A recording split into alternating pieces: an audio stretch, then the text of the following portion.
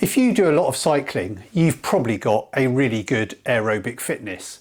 But one of the best things you can do is do resistance training, whether it's at home like me in a very small space, or whether you're in a health club or sports club. One of the biggest benefits you can do, whether you're a cyclist or not, is to do resistance training, especially as you get older. There's lots of good reasons for it, and in today's video we're going to look at the reasons why doing resistance training could really transform your fitness and health.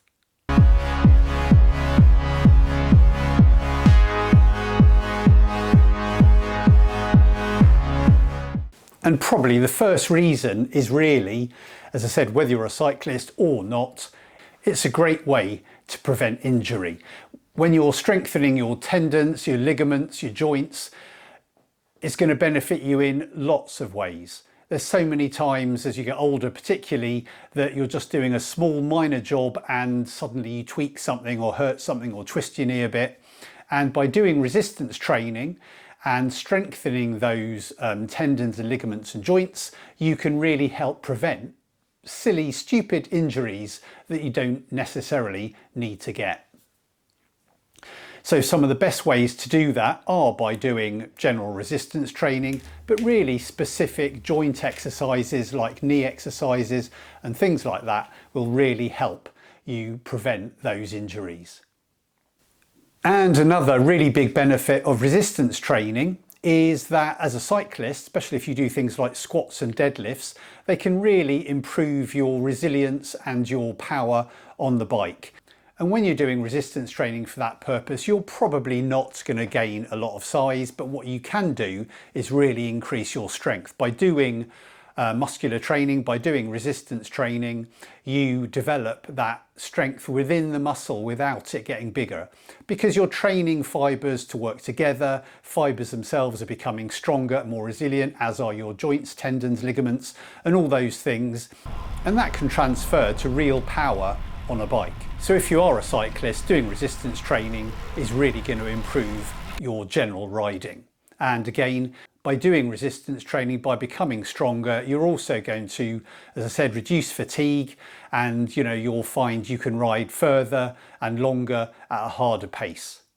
Another thing that you can develop is by doing plyometrics, by doing explosive movements like box jumps. By doing box jumps, you're really teaching your muscles to work in that explosive way. It's a bit similar to when you're on the bike and you do spin-ups and you're spinning at a really high cadence. It's not because you're probably going to be doing that out in a race or a ride, it's because you're training your fibres and your neuromuscular system to really work together to get the best power you can. So plyometrics could be something you could look at too. Again, with all these things, don't forget that the first thing you should do is make sure you've had a checkup to make sure you're okay to do these sort of exercises and you haven't got any underlying health conditions.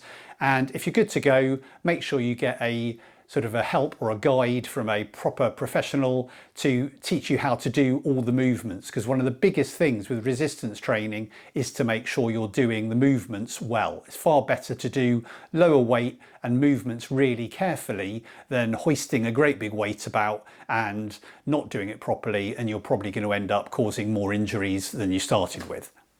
And another thing with weight training, as I've sort of talked about before, is you do build up efficiency. Efficiency is when your muscles, work the best they can for the strength they've got and the nutrition you're giving them. And by doing resistance training, you are again training your muscles to work efficiently and to maximize, the power they can by working together, by training your neuromuscular system and teaching all those fibers to be firing at the same time. And you develop that endurance in cycling and you'll be able to ride harder for longer. And the fifth and final reason is because sports like cycling, like rowing or like swimming, they're not weight-bearing exercises, and if you do them a lot, you do find that compared to the general population of active people, you are going to be having a lower bone density than them. So to restore your bone density, or to give you the best chance you've got going into older age, doing resistance training really helps develop your bones or keep your bones in a strong, healthy way for as long as possible. And likewise, if you can maintain muscle mass, that's obviously going to be a benefit again going into older age. So what are the sort of exercises we should work on? Well, generally when I'm doing it, I tend to work on sort of major muscle groups. So I'll be doing things like squats, like deadlifts, bench pressing, maybe shoulder pressing, rows, and those sorts of activities which really use a lot of muscle groups at the same time. But then I might also do some band work where I'm working on particular things like shoulder strength or shoulder mobility, and other things like lunges and things like those to again develop that sort of leg strength and stability around the knees and joints generally. If you want to know more about that, there are a few other videos on the channel about weight training or resistance training, the benefits of it, and what sort of resistance training to do. So I suggest you watch those videos if you haven't seen those already, and I'll drop a couple of them in the description down below. If you've got any comments about why you do resistance training, whether it's helped, what you do, what exercises you do, don't forget to drop that down in the comments below too. And generally speaking, over the year, I aim to sort of try to do those resistance training sessions twice a week. Some people tend to do more in the off season or in the winter and then do less of them in the summer, because obviously if you're going out riding, it's quite hard to do squats and deadlifts if your legs are tired from a big bike ride you did the other day. I try to aim for those 2 sessions, as I said, but obviously things get in the way, so I don't always stick to that in a very strict sense, but I aim to do it twice a week, or at least to maintain those gains that I may have made over the winter period when I was doing more resistance training. But one thing you do want to do is aim for around 5 or 6 reps if you're doing resistance training for strength. You don't need to do lots of high reps. That's one of the sort of fallacies of resistance training, that people think, well, cycling, you're doing loads of repetitions, really high cadence, I've got to do lots of reps, but you don't. It's all about doing lower reps, but heavier weights. But again, you do need to build up to that, and you need to do things with good form, otherwise you will cause more injuries.